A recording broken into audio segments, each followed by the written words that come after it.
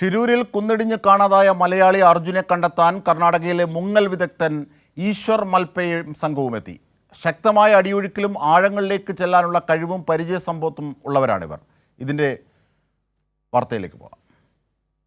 ഗംഗാവലി പുഴയുടെ ശക്തമായ അടിയൊഴുക്കിൽ കഴിഞ്ഞ ദിവസങ്ങളിൽ അർജുനെ കണ്ടെത്താനുള്ള നാവികസേനയുടെ രക്ഷാപ്രവർത്തനം പ്രതിസന്ധിയിലായിരുന്നു.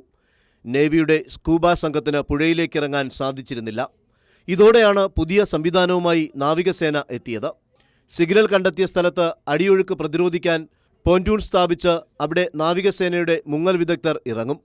അർജുൻ ലോറിക്കകത്തുണ്ടോ എന്നതാണ് പ്രധാനമായും പരിശോധിക്കുക. ഐബോർഡ് ഡ്രോൺ ഉപയോഗിച്ച് നടത്തിയ പരിശോധനയിൽ പുഴയിൽ തുരുത്ത് രൂപപ്പെട്ട ഭാഗത്ത് ഒരു സിഗ്നൽ കൂടി ഇന്നലെ ലഭിച്ചിരുന്നു. ലോറി നേരത്തെ ഉണ്ടായിരുന്ന ഭാഗത്തു നിന്ന് ഒഴുകി നീങ്ങുകയാണോ എന്നാണ് സംശയം.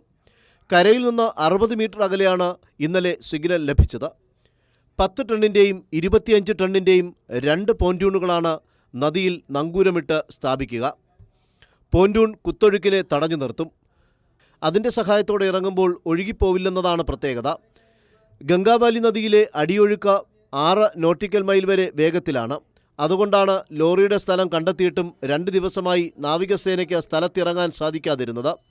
തിരച്ചിലിനായി പ്രാദേശിക മുങ്ങൽ വിദഗ്ധരും മത്സ്യത്തൊഴിലാളികളും ഷിരൂരിലെത്തിയിട്ടുണ്ട്. ഉടുപ്പിക്ക് സമീപം മാൽപ്പയിൽ നിന്നുള്ള സംഘമാണ് ഷിരൂരിലേക്ക് എത്തിയത്. തീരദേശ കർണാടകയിലെ പുഴകളുടെ സ്വഭാവം കൃത്യമായി ഇവർക്കറിയാം. ശക്തമായ അടിയൊഴുക്കിലും ആഴത്തിലേക്ക് ചെല്ലാനുള്ള കഴിവും പരിചയസമ്പത്തും ഉള്ളവരാണിവർ.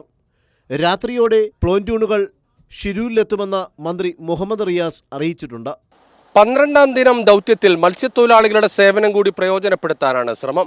ടഗ് ബോട്ടും ഫ്ലോട്ടിംഗ് പോണ്ടൂൺ സൗകര്യവും ഒരുക്കാനുള്ള ശ്രമവും തുടരുകയാണ്. ഷിരൂരിൽ നിന്നും കൈരളി വാർത്താ സംഘത്തോടൊപ്പം സിജു കണ്ണൻ.